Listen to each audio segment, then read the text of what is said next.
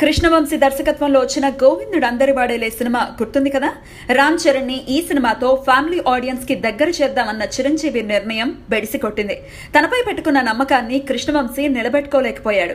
అయితే ఆ సినిమా విషయంలో జరిగిన ఒక చిన్న పొరపాటు ఇప్పుడు వివాదాస్పదంగా మారింది. ఈ సినిమాలో చరణ్ తాతయ్య పాత్రకు ముందుగా కన్నడ నటుడు రాజ్ కిరణ్ ని ఎంచుకున్న సంగతి తెలిసిందే.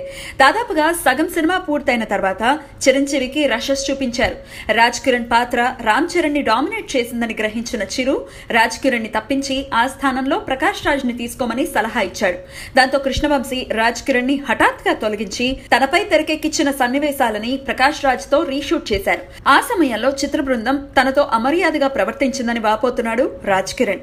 తనని తొలగిస్తున్నట్లు గాని ఆ పాత్రలో మరో నటుడు వస్తున్నట్లు గాని ఎవ్వరూ తనకు చెప్పలేదని, తన పారితోషికంగా రావాల్సిన మొత్తంలో 10 లక్షలు ఎగ్గొట్టారని స్టేట్మెంట్ ఇచ్చాడు రాజ్ కిరణ్. చిరంజీవి వల్లే తనని తప్పించాడని, ఓ పాత్ర కోసం ఎవరిని ఎంచుకోవాలో ఎవరిని తీసేయాలో అది దర్శకుడి నిర్ణయమని, దాన్ని శిరసా వహిస్తానని, అయితే తనను తొలగించిన తీరు మాత్రం అమర్యాద పూర్వకంగా ఉందని గుర్తు చేసుకున్నాడు రాజ్ కిరణ్.